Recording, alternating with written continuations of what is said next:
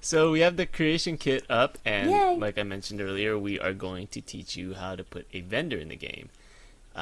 So let's first place our vendor. First things first, we're going to put him You've actually prepared today. next to. Yes, I did. We're gonna put him next to his wife because this is feminist businesswoman's husband, John businessman. He's taken on her last name in the show of solidarity Of course. to fight the patriarchy, which we all know is very pervasive, even in the world of Fallout. Is it? I don't know. It's everywhere, isn't it? I guess, but Isn't it, well, Ronja? what would? Oh Isn't yeah, it? everywhere. Except there's like some matriarchal societies in China or something. But what about the Commonwealth? I don't know. I mean, most Bethesda games kind of stay away from any kind of gender issues. They make everybody exactly equal. Yeah, so they've done a good job. I don't know if that's the case Except- in the Commonwealth. What's her face? Helga in Skyrim. Oh, that's right. That's right. Helga. So, if you remember last episode, we had feminist businesswoman here. So we're gonna have her husband. Kind of, I don't know. He could sandbox here as well.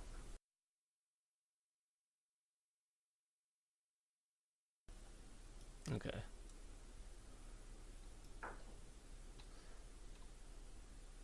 Wait a minute. Oh, That's this her. is FB again. Yeah, let's not make two of her because she's kind of grating. Okay, where's the husband? Did I make a husband? Did I not prepare properly? I thought you said you did make him. I did. Did I not? Oh, here he is. FB husband. Hmm. So we placed our NPC in the world, which is important. You can't interact with them unless they're in the world. Let's give him a sandbox.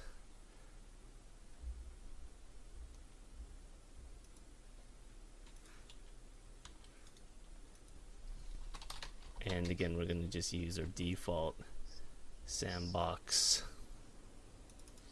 editor location. Okay, so we have an NPC in the world. Right now he's just an NPC, he's just a cowboy businessman from Texas. The first thing we need to do is make our NPC, which we already created. Let's make him a merchant. And this can go for any NPC if you want to turn, like let's say, who's an NPC in Fallout? Piper? Is that her name? If you want to turn Piper into a merchant, you can do it. What they need to do is they have to have the right faction, a vendor faction. So what I like to do is I like to copy the existing vendor factions or copy the existing vanilla stuff. So here is a vendor faction for Trash Can Carla. So the first thing we can do is we can turn it into a vendor faction for our NPC. Right, so this makes it so that there's no conflict with vanilla stuff. Yeah, well, we don't want to add them to an existing faction. We want to make our own Okay. special faction. So we have our NPC, and let's add a faction to it.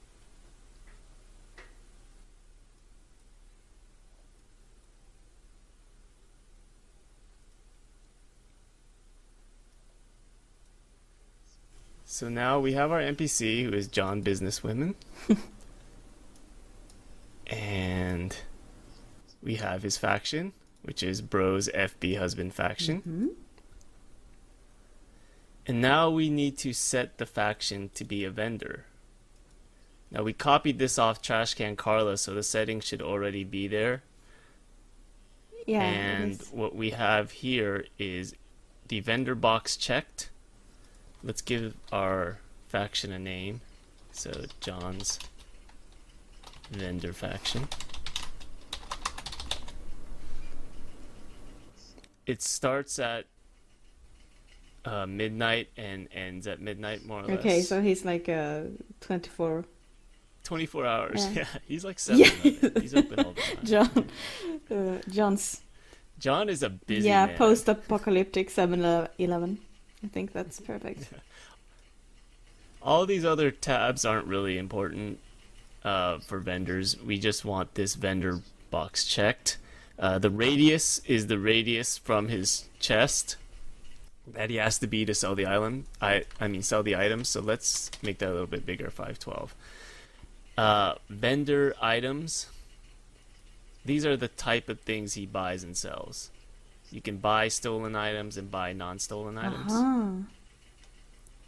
And then lastly, the container. Now we copied this off Trash Can Carla, so right now it's pointing to her specific container.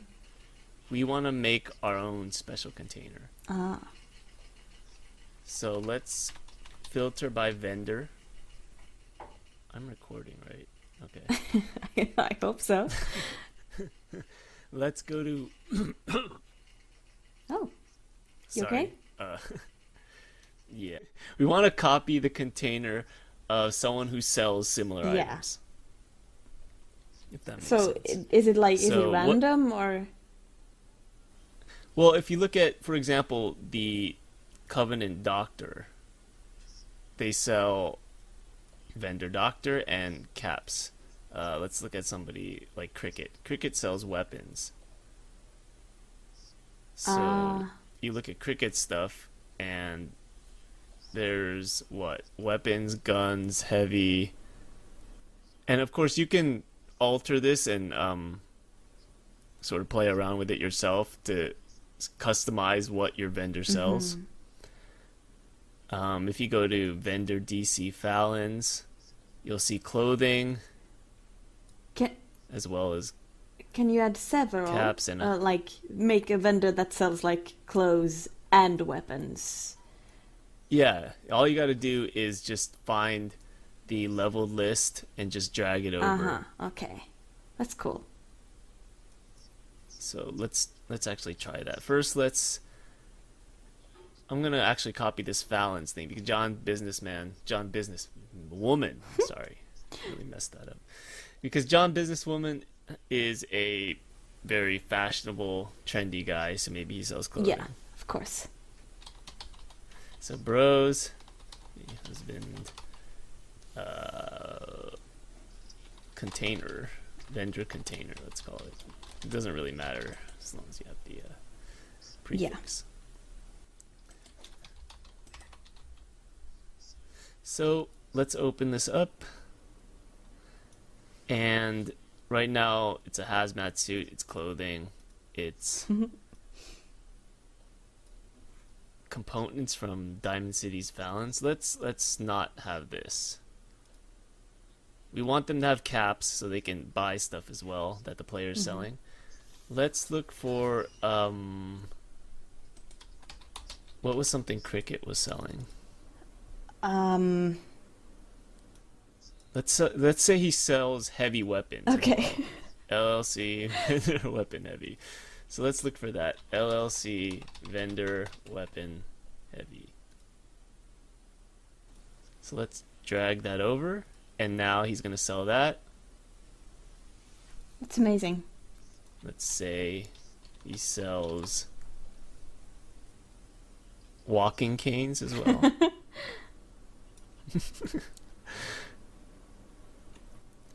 And let's just give him a whole bunch of caps because he's very wealthy. I feel like this LLC caps vendor does not do him justice, so there's got to be an LL caps vendor. What is it? Base? Something that would indicate he is very, very wealthy. I guess we could put caps vendor base, and then let's just give him like 1 million bottle caps. Very rich. Oh my gosh. Is that 1 million? 10 million actually. He's an incredibly wealthy man. Oh yes. But it's, I mean, all the work is done by his wife, obviously. He's just there to support, provide moral support, and help out in the Of home. course. He's a very, very kind husband. So we made our chest. Now we got to put our chest into the world. So let's do that.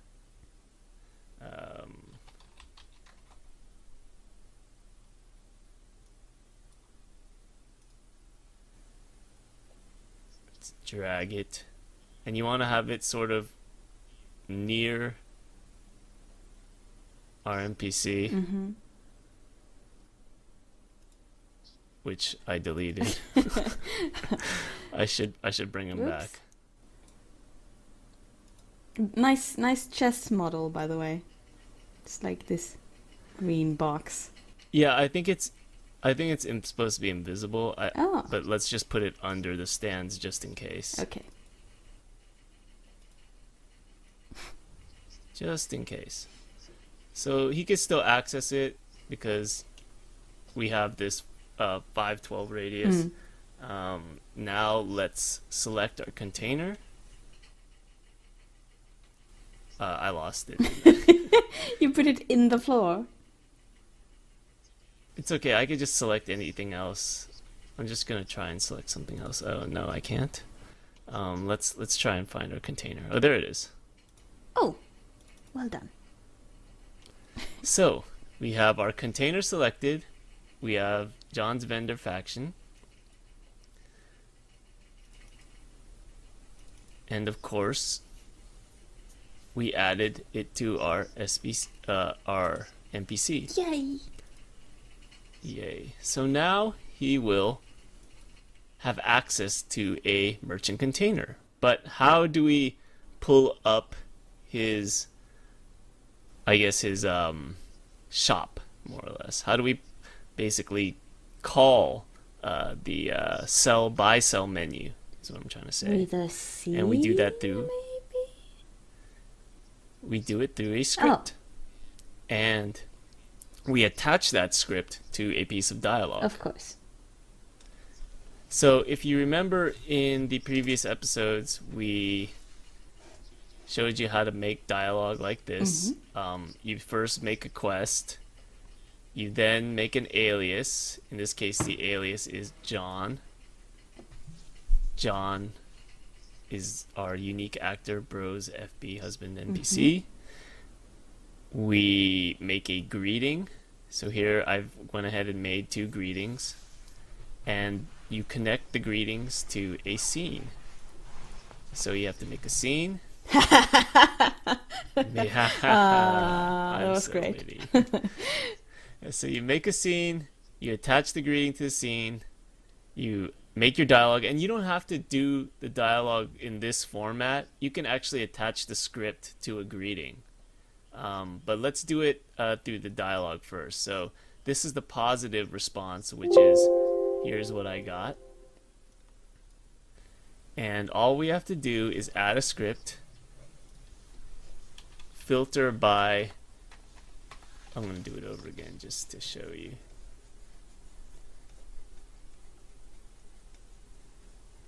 Takes a little while, actually. Not responding. It'll be fine. It's just thinking.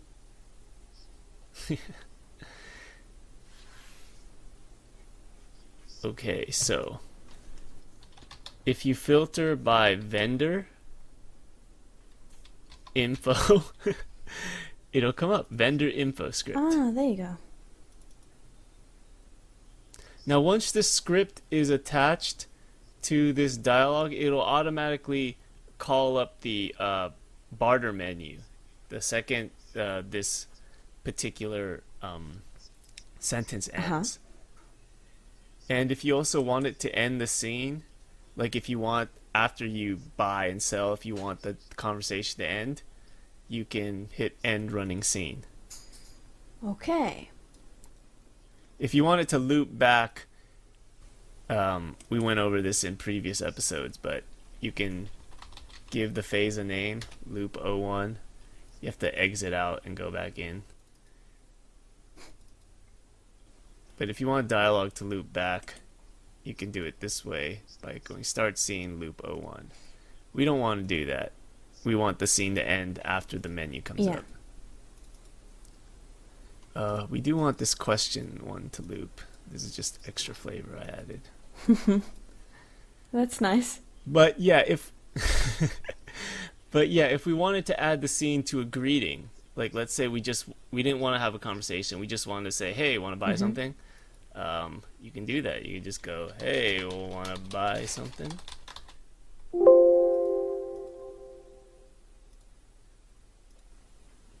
And then you just add the vendor info script to that. And then if you put it as the highest priority, he's just going to cut to the chase. He's just going to say, "Hey, want to buy something?" And then the barter menu will come up. But we're not going to do that. We're going to have a whole scene and a conversation.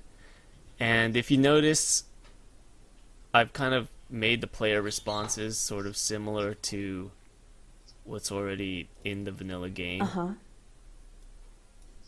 So we can add another one. I'll show you what I mean. So let's add one more. Let's randomize it. And what you can do is just filter by the vanilla shared responses. So player, barter, positive. Oh.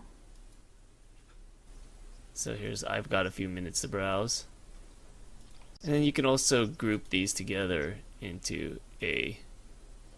Oh, no, we don't want to do that. Make info group. There you go. You can also group these together into a single group and then make them all random this way.